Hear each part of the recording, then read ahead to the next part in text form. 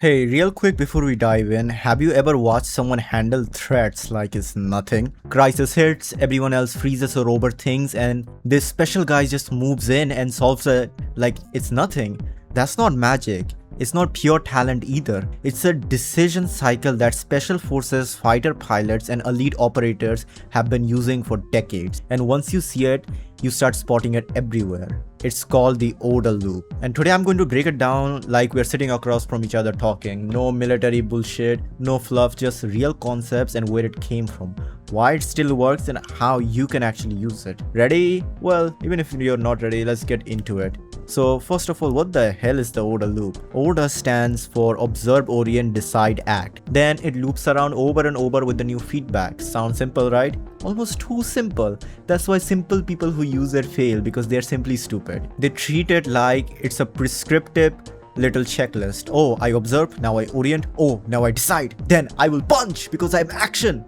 That's not how John Boyd designed it. This thing is more like a living process, messy, overlapping, full of feedback, and the person who cycles through it faster and cleaner than the other usually wins, even if they're weaker on paper.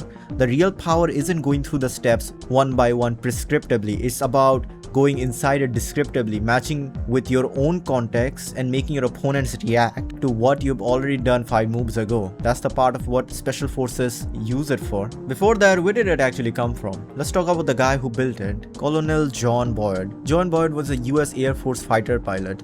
Born in 1927, tough, intense, not exactly the most diplomatic guy who'd throw punches first. He had his standing bet at fighter weapons school. Starting from a disadvantageous position, he could get on any pilot's tail in under 40 seconds in a dogfight. He almost never lost, and they called him the 42nd Boyd. He flew a F-86 Sabres in Korea, never scored a kill in actual combat because the war ended too fast for him. God showed his enemies mercy, but he noticed something weird. American pilots were winning dogfights against Soviet MiG-15s at a ridiculous rate, something like 10 to 1, even though MiG was better in a lot of pure performance categories. Climbing rates, ceilings, turn radios, and MiG looked superior on paper. So why were the Americans winning? Were they using any Minecraft hack clients or Roblox executors with Python scripts? Who knows? But the real two big reasons were the F-86 had better rubble, canopy, and pilots could see more of the sky. The F-86 also had hydraulic controls. Pilots could change direction and energy state faster. It wasn't just about being faster or stronger in a straight line, it was about how quickly you can change what you were doing. Boyd took that inside and ran with it. He developed energy maneuverability theory,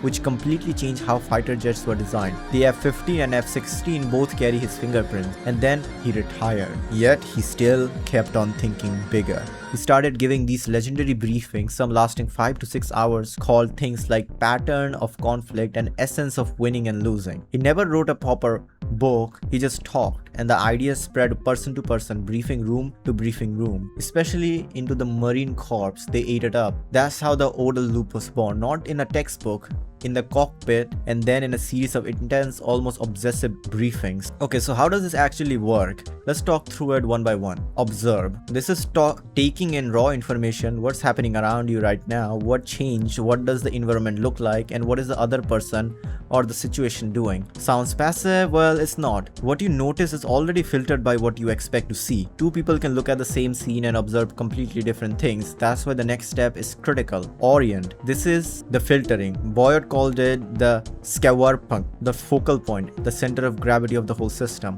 Orientation is where you make sense of what you just observed. It's shaped by everything you bring to the table.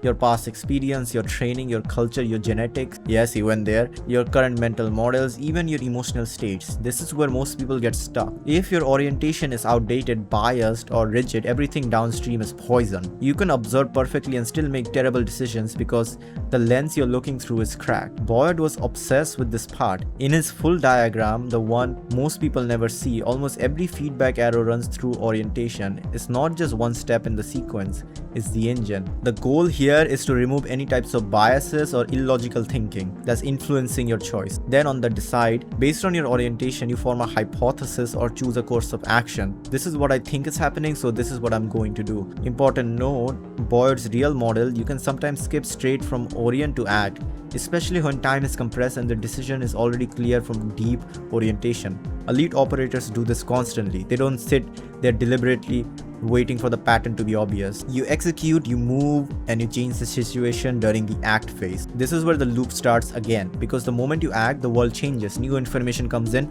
the other side reacts, your previous orientation might already be partially obsolete. That is why it's called a loop and not a linear process. But is this relevant today? It came out like 100 years ago. Absolutely. Look at Ukraine, drones, real-time sensors, AI processing footage in seconds. The side that can turn observation into action faster has a massive edge.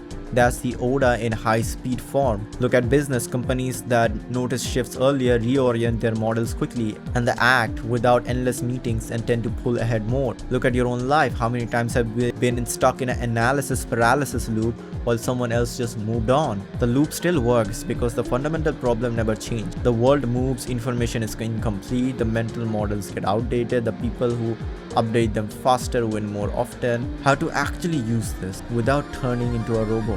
Now, you don't need to follow any step-by-step guides. Like what I said about, you need to take a descriptive route. Focus on doing the cycle based on your own context. That's enough. That's all you have to do. So if you want to be more recursive and self-improve further, try using the OODA loop. Now, ladies and gentlemen, go ahead and try it because I'm waiting to see your results.